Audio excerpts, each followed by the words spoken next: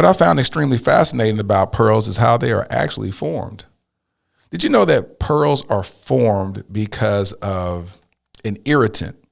When an irritant enters into an oyster or a clam or a mussel, it has an automatic defense mechanism to kind of shell off that irritant by secreting this fluid to wall off the irritant from infecting the full oyster or infecting the mussel or the clam. And that those multiple layers of secretion forms this hard substance that is known as the pearl. What has entered into your life in your past? I never imagined my journey would inspire people all over the world. Hello, my name is Nema and I'm from Zambia. So I love the Dear Future Wifey podcast. For me to see people being so real, so honest, and so true about the real situations in life. Hey, I'm Natalie from Belgium, and I would like to say thank you. I value your content because it is Christ-centered. You have set a standard in love. Dear Future Wifey podcast has opened my understanding. I highly recommend that everyone, whether you're single, you're married, you're divorced, you're widowed, everyone to go follow this podcast. Continue with me as I discover, uncover, and recover love. I'm Laterras Whitfield, and welcome to the Dear Future Wifey podcast. Welcome to the Dear Future Wifey podcast. I'm your host, Laterras Whitfield. Hey, if you haven't subscribed to the Dear Future Wifey podcast, what are you waiting on? Hit that subscribe button, hit the notification bell so you'll be notified about upcoming episodes and when we go live. And I just want to thank all you who have been literally supporting this podcast since its inception about 8 months ago. So thank you so much. Lit family, today I'm just going to have a conversation with you. We're going to have a great little conversation. I had a couple of people that were supposed to be on this episode, but due to last minute scheduling conflicts, I am here before you again to have this intimate conversation. So coming into today's episode, I had no idea what I want to talk about. So last night I fell asleep in my office trying to contemplate what today's episode is going to be about. I was awakened around 7 o'clock by my good friend Valerie, who called me. Shout out to Val. She called me and said, I just want to congratulate you on your Good Morning America story. And I was like, man, God's been doing some amazing things. And I said, man, gosh, I just don't know what today's episode is going to be about. I said I originally planned on interviewing a guy out of Houston, and we had to change his flight because he got called into work on MLK Day. He was shooting this reality show, so he wasn't able to come. And I said, I don't know what to talk about. She said, why don't you, play with Chucks and Pearls. Shout out to Kamala Harris, the first African-American and South Asian American female president. She's killing the game in all categories. And so to pay homage to her, as well as to the women that are supporting this podcast, we're going to call today's episode Chucks and Pearls. Now, the reason why Chucks and Pearls are so befitting for this episode is because, of course, the obvious, that is the trending topic on social media, but even more so, it's what I desire in a wife. I want a wife that can switch up on you. I want a switch up game to be so dope. I want her to be able to be very casual and own her sexiness, being casual, as well as switch up the game. And when it's time to go to a red carpet event or a gala, she can throw on her nice little old dress and throw on her pearls and walk in and suck the oxygen out of the room. I want her to be able to kill the game. All eyes on her. That's what I'm looking for. And so Chucks remind me of back in the 80s. I was born in 1978, and Chucks was the big thing. My family couldn't afford to get me a pair of Chucks. I grew up in a family with 5 kids and mother and father in the household, so we were a family of 7. So Chucks was something that I always wish I could have gotten, but couldn't afford, but I always liked them. I like when a woman is able to throw on some low top Chucks or able to throw up some mid-high Chucks and rock it with a little dress or something and be all casual and fly. I like that. I like women that are very fashionable. And so Chucks take me back to the 80s when I grew up in the 80s. And it was very effervescent for my childhood, brings back my childhood memories. So a woman wearing Chucks takes me back to somebody we call them around the way girl, somebody that was just cool, somebody that could just hang out with the homies, vibe with you, real chill, ain't what we call sedity, but just lay back and chill. So that's what I want as a woman, to be able to rock Chucks. But now these pearls, this is where we're going to go a little deep. See, what's so fascinating about pearls is, unlike diamonds and rubies and other precious gemstones, pearls require no polishing and are stunning and beautiful in their natural state. They're the only gemstone like that. It doesn't require you to do anything to them. Just take them from their natural state and they are breathtaking. So I came across this article in the Los Angeles Herald, published in 1905. The title of the article is "Pearls Die When Not Worn." That pearls die in obscurity and retain their luster and value when worn frequently is a fact that has always been borne in mind by the owners of jewels. The statement that a historical pearl necklace in the Louvre, originally worth 20,000 pounds, is rapidly depreciating did not in the least surprise the manager of a well-known firm of jewelers. Pearls, he said, must be worn frequently to preserve them. If you take a pearl necklace and lock it up, you will find that in the course of years, the pearls become dull and lose the sheen that makes them so valuable. Heirlooms, which have been carefully treasured, will sometimes be found to have deteriorated in this way. They lose their glow and in some instances become almost black. Pearl necklaces never keep so well as when they are constantly on the necks of their owners. It has been suggested that personal influences have something to do with this matter, but I think it is more likely that the effect is due to light and air. You can wear pearls practically as long as you like, certainly for 50 years, and they will give no indication of change. And you might lock pearls up, and perhaps in 20 years, they would show signs of dying. There are, however, ways of resuscitating pearls, but the fact that they die is quite clear. Women, you are a pearl.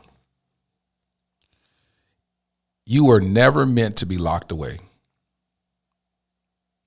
Even if you're an introvert, you are meant to be placed in full display. You are meant to shine in your natural beauty. You are meant to shine with your intellect. You are meant to shine in your confidence. You are meant to shine in your power. Like a flower that blooms in the sunlight and when watered, a woman is meant to be poured into. You are meant to be edified. The jeweler stated that they believe that a pearl's health is due to 2 things. They said light and air. Light and air, my God. Light is defined as something that makes vision possible. Light is defined as something that makes vision possible. Vision possible. See, in the realm of my work as a photographer and videographer, I've come to learn that light has 5 fundamental characteristics: direction, intensity, color, contrast, and hardness. Now, we can go deep into how the distinct characteristics of light parallels to how I believe love should be exhibited, but we'll save that for another time. However, I return to the original definition of what light is described as. Light is something that makes vision possible. See, when you're connected to the right person, they become light in your life. They make vision possible, like a pearl whose health is contingent upon light and air. Light. We hear that all the time. We say, you are the light of my world. You are the light of my life. What does that really mean? That means that something about that person creates luminosity in our life. It brings intelligence. It brings creativity. They bring stuff in your life. See, when you are connected to the right person, they bring about vision in your life. They become light in your life. In those dark areas in your life that you don't even want to look at, they have a tendency to poke at those dark places and make you face those things. I remember the song, You Are My Sunshine. And that's light. You're saying that person brings light, brings luminosity in your life. If you're dealing with anybody in your life that doesn't become a ray of sunshine on a cloudy day, if they don't add value to you and add vision into your life and be able to help you see life from a different lens or through a different lens, then you may be with the wrong person. Another thing that a pearl needs to survive is air.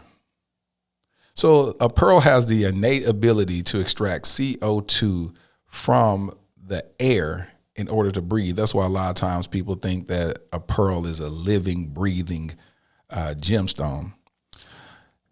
Women. Without air, a pearl dies. Without the freedom for you to be able to breathe, have you ever been in a relationship with somebody that you felt like they were suffocating you? You felt like you couldn't breathe, felt like you couldn't move the way you wanted to move, do what you wanted to do? That's because they were killing off your oxygen. They were killing off your freedom to breathe. And after a while, you have to go somewhere else to get resuscitated, because they literally suck the life out of you. That's what bad relationships do to us. They suck the life out of us. And without any air, we die. Just like a pearl that's stored away. Or even you have some guys that are extremely controlling and they are intimidated by your freedom. And so what they try to do is isolate you and control you. And they'll pull you away from all your friends and family members, and just isolate you and control you. They are killing off your oxygen. Like a beautiful pearl that needs to be worn, that needs to be adorned. That's what you need in order to thrive. That's what you need in order to become your best version of yourself, is the freedom, someone to be able to pour into you, to become light in your life, to be that source of luminosity, that vision that is brought into your life, or else you'll die. What I found extremely fascinating about pearls is how they are actually formed. Did you know that pearls are formed because of an irritant? When an irritant enters into an oyster or a clam or a mussel, it has an automatic defense mechanism to kind of shell off that irritant by secreting this fluid to wall off the irritant from infecting the full oyster or infecting the mussel or the clam. And that those multiple layers of secretion forms this hard substance that is known as the pearl. Isn't this interesting? An irritant that came to infect the oyster, and how the oyster responds to that irritant creates something beautiful that we all look at, we all admire. But pearls are formed because something was irritating that came to irritate the actual oyster, and their response to that irritant produced something beautiful. What has entered into your life in your past? I did a live the other day, and on the live, it was a testimony service, and I heard so many women talk about it breaks my heart to even say it. So many women have been molested and raped throughout their life. An irritant. Something that tried to infect your mind, by infecting your body. But your response, as painful as it was, your response determines if something ugly manifests from that horrible experience, or if God gives you a beauty from ashes story, a beauty from ashes testimony, a pearl. The irritant that you've gone through, you may have gone through broken relationships. You may have been lied to, deceived, got a guy that bled your bank account, used you. You may have experienced adultery, an irritant. But you can't be stuck there. The way you respond to it through prayer and healing, you're going to produce a pearl. And some of you are pearls. Some of you have already produced the pearl because you've allowed God to come into your life and cover that thing with prayer, his word. And now you sit before us, a powerful pearl that many guys admire. They don't know where your strength comes from. They don't know what makes you so beautiful. They may be looking at your exterior and say, "Ooh, she fine. She got a nice face. She got nice boobs. She got nice breast." But what you know that they're really looking at is the inner part of you that's glowing on the outside of you, your natural beauty. I'm talking about without makeup, you still bad. Your natural beauty. That's what's so beautiful about a pearl. In this natural state, without any weave, without any makeup, without any lip injections or booty injections and fake breasts, beautiful just the way it is. You are beautiful just the way you are. If you decide to get those body enhancements, then get it, if that's what you really, really want. But I want you to know that you're beautiful just the way you are, in your natural state, just the way you are. I know you don't hear that often. I know social media will teach you something totally different. I know the stuff that's been advertised and sold on Instagram is messing with your psyche, but you're beautiful just the way you are, like a pearl. So I hope y'all were blessed by this episode. This was something I just wanted to drop in and speak to you real quickly. Next week, we'll have some guests. Hey, thank you to all the people that's been buying the merchandise. Matter of fact, we got finished with the commercial. So let me drop this commercial right now. Discover, uncover, recover love with the new Dear Future collection. The journey starts from within. Let your inner thoughts find freedom on the pages of this richly hued Dear Future Blue Sapphire Edition genuine leather journal. It features a cross-stitched spine and luxurious cording to bind your deepest insights. A great accompaniment is the Dear Future Luxury Bamboo Fountain Pen. There's nothing more intentional than the writing process of a fountain pen. This is an elegant writing work of art. Join the thriving community of fountain pen enthusiasts and purchase one today. These exclusive items and more are available at dearfuturewifey.com.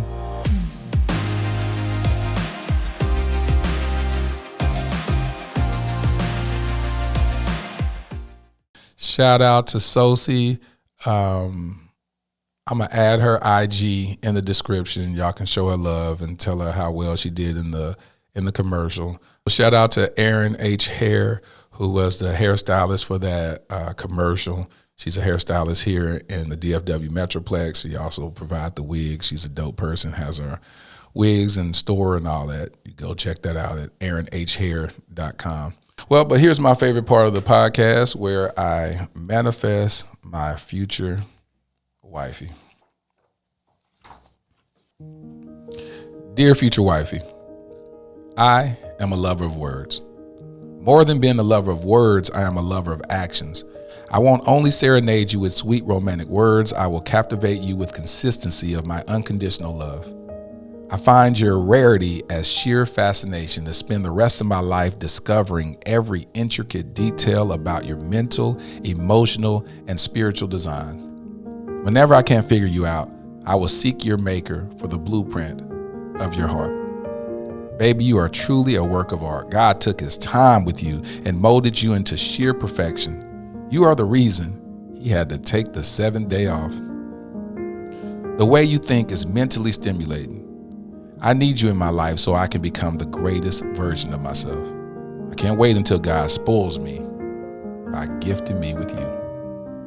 Your future hubby. Thank you for listening to the Dear Future Wifey podcast. Remember, be lit, live intentionally and transparently, and don't stop loving. Make sure to subscribe to our Dear Future Wifey YouTube channel. We're available on Apple Podcasts, Google Podcasts, Spotify, and Stitcher. We welcome your support. Simply share our podcast with your friends and family.